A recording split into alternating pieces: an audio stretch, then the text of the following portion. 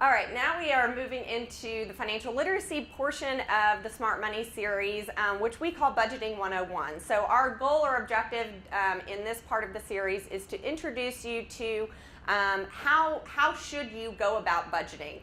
The fact is most Americans do not have a budget. The vast majority of us have some kind of idea about what we are spending in various categories, but we don't actually put pen to paper and make sure that we are maintaining any sort of budget within those categories. Again, our resources are fixed and they are they are scarce, and we need to make sure that we are using those resources to move us toward a path of financial freedom, to enable us to achieve our financial goals. So what are some of the things that budgeting aids in? The first is planning for controlling cash inflows and outflows. So understanding just the basics of where your money is coming and where your money is going. The second is allocating dollar amounts for different spending categories. Again, keeping in mind what are your overall financial goals for each one of these categories. How are we going to move towards paying down our debts? How are we going to move towards increasing our discretionary cash flow to allow us to have a better quality of life? And finally, all of this goes into controlling consumption and increasing savings, which this move to a bi-weekly pay schedule, if we can manage to live within that 7.7% decrease in our overall take-home pay, this is going to enable us to make more payments towards paying down our debt or to increase our savings potentially by that 7.7% increase in those third paychecks. So we can cover this decrease and increase our savings at the same time. So this is our aim, this is our objective, this is our hope that State of West Virginia employees will have a better mechanism for controlling their consumptions and increasing their savings over time.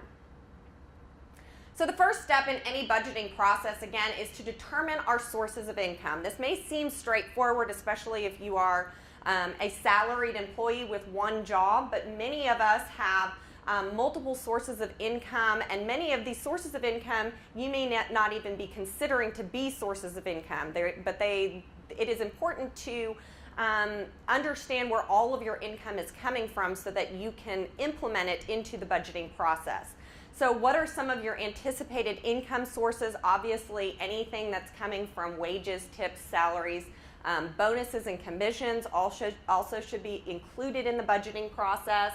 There are other sources of family contributions, government payments, veterans benefits, welfare, and also any type of investment income that you may be earning. All of this should be tallied and formulated at the onset of the budgeting process to make sure that we understand the pot of money that we're actually working from. The second step, and the potentially more difficult step, is trying to anticipate or forecast out, trying to determine what our overall tax burden is going to be. Because really what we are interested in is not our gross pay, it's our net pay. It's that take-home pay. This is the money that we have to work with in terms of budgeting. So we need to have a solid understanding of how much money is going out in the form of tax payments so that we don't face any tax penalties and we really have a good understanding of our take-home pay. There are some useful resources. The first is the OASIS Paycheck Calculator, which can be found on the state auditor's website. This is going to provide you with a rough ballpark estimate of what your take-home pay will be under the new pay schedule, under this bi-weekly pay. The second resource, which potentially gives you more information in terms of a breakdown between taxes, between deductions, is something that's called Paycheck City. If you go to www.paycheckcity.com and click on the salary calculator, it allows you to put in inputs such as your number of deductions, your retirement benefits, any types of payments to flexible spending accounts, your insurance premiums, and also the number of dependents that you have. And it provides you with not only your federal taxes, your FICA taxes, it also provides you with West Virginia state taxes, and it provides you, most importantly, with a good estimate of your take-home pay. And you can, again, you can choose what the pay schedule is. So you can look at the difference between your semi-monthly pay as well as your bi-weekly pay. So I encourage you all to take a look at these resources. Again, it is very important in the planning process to understand what your take-home pay is going to be. The second step in any budgeting process is to perform a historical analysis. So I think it's very valuable to, especially if you do not have a budget, if you just kind of have a ballpark estimate of what you spend in various categories, I think it's worthwhile to enter in those estimated costs into your various budgeting categories in the first step. In the second step, it is important to actually look at the difference between your estimated and your actual expenses. So how do we go about doing this? The easiest way, especially considering we live in a society where most of us don't even carry cash anymore, we use our debit cards, we use our cards to make most expenditures.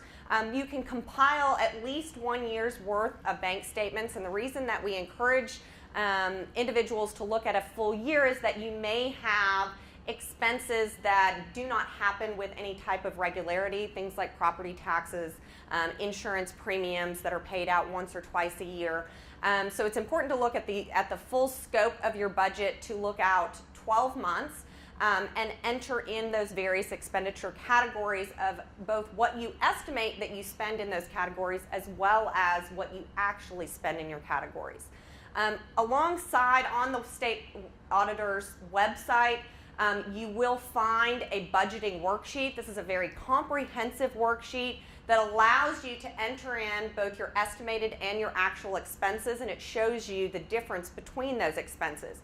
So we highly encourage you, as you're moving through this material, to take a look at that budgeting worksheet, because this will allow you to start to implement and make the changes necessary that you need to make, and we all need to make in our day-to-day lives, to make sure that we are reaching our overall financial goals and objectives.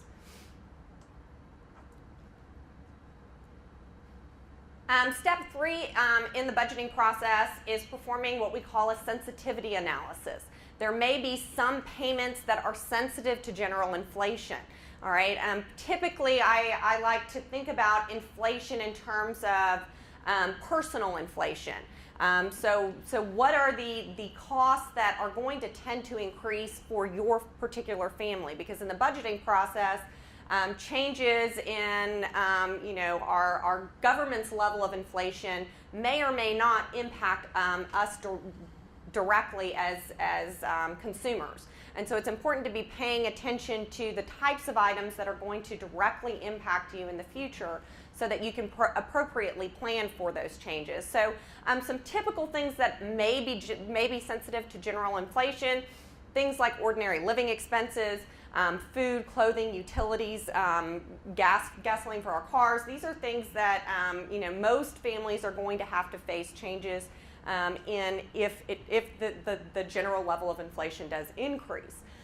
If you do have any type of debt payments that are tied to adjustable rates, inflation will impact these. So some common things that may have adjustable rates associated with them are things like home mortgage payments.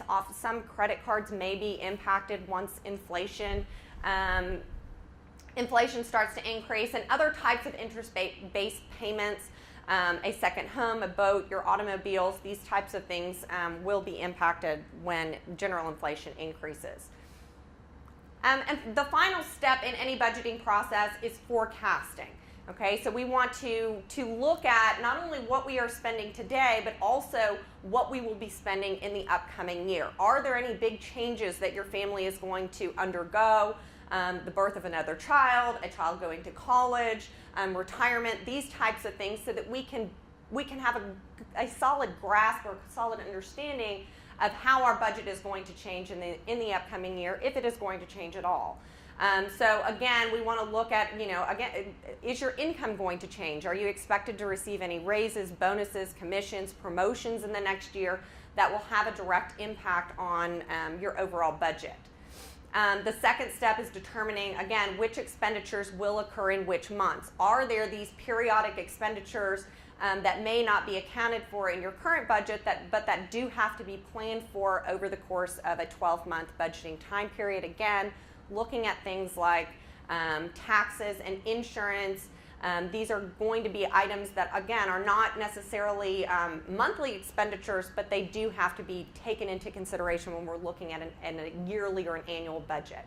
And then the final step is projecting out what your budget will be for the next 12 months and using, again, that budgeting worksheet that is provided to you on the state auditor's website is a good resource for planning out what your budget will look like in the next 12 months.